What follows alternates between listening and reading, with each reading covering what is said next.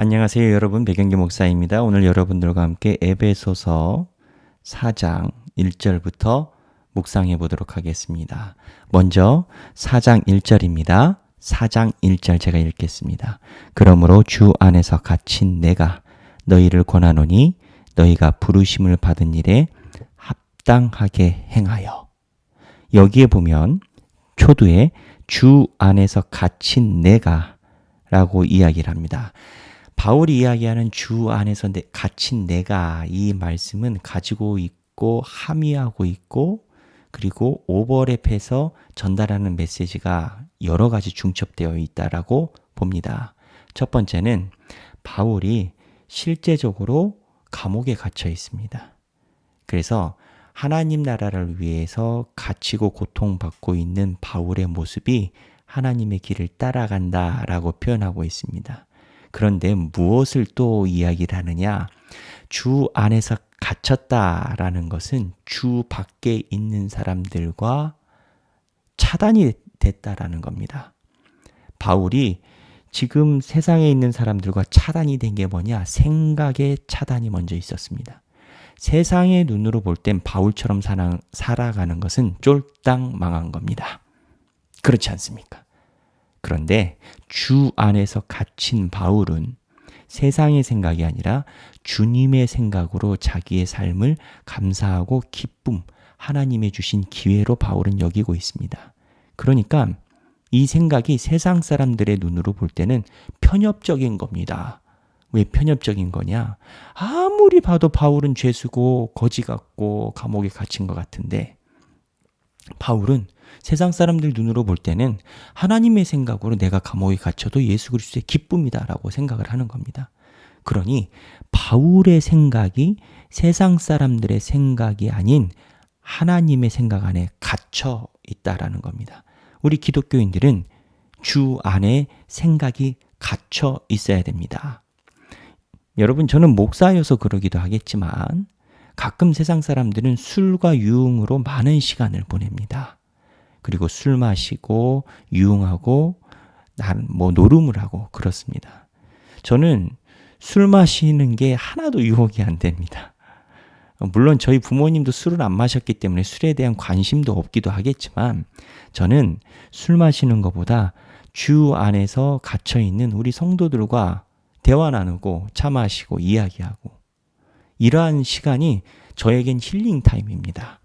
때로는 권사님, 장로님, 안수집사님, 때로는 집사님들 이런 분들과 함께 이야기하면서 사는 이야기하고 하는 게 저는 너무 좋습니다. 저는 이러한 인식의 차이를 어디서 많이 느꼈냐면 제가 군대 갔을 때 만났던 친구들에게서 많이 느꼈습니다. 왜 군대 얘기가 나오냐면 저는 이렇게 불특정 다수의 넌 크리스찬을 무작위로 이렇게 만난 경우가 군대 경험이 가장 컸습니다. 저는 신학교를 다녔고 학창 시절에도 신앙이 있었기 때문에 제 주변에는 신앙인들 친구만 있었는데 군대 갔더니 무작위로 다 섞여 있지 않겠습니까? 근데 그 친구들이 저에게 하는 질문이 있었습니다. 그 친구들은 또 제가 신기하죠. 전도사니까. 뭐라고 얘기를 하면 야, 교회 다니는 사람들은 뭐 과자 부스러기 깔아놓고 뭘 그렇게 이야기를 하냐. 그 재미냐. 술도 없이. 그리고 취하지도 않았는데 속 얘기 잘하더라. 그거 참 신기하더라. 그 사람들이 볼 때는 신기한 겁니다. 근데 우리는 이게 행복한 겁니다.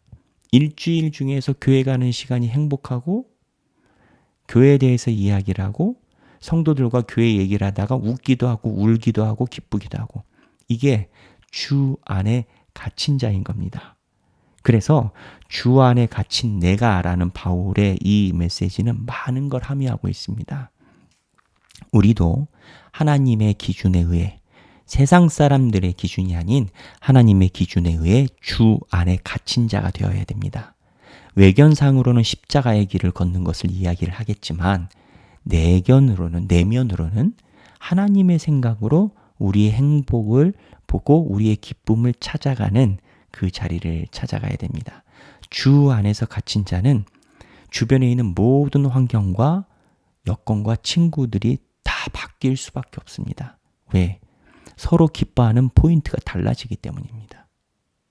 예수를 믿으면, 예수에 가까이 가면 내가 기뻐하는 것을 친구가 같이 기뻐해 줘야 되는데 세상에 있는 친구들은 같이 기뻐해 주기가 힘듭니다. 그렇기 때문에 내가 기뻐하는 걸 같이 기뻐해 주는 사람들과 같이 여기다 보면 주 안에 갇힌 자들의 모임이 됩니다.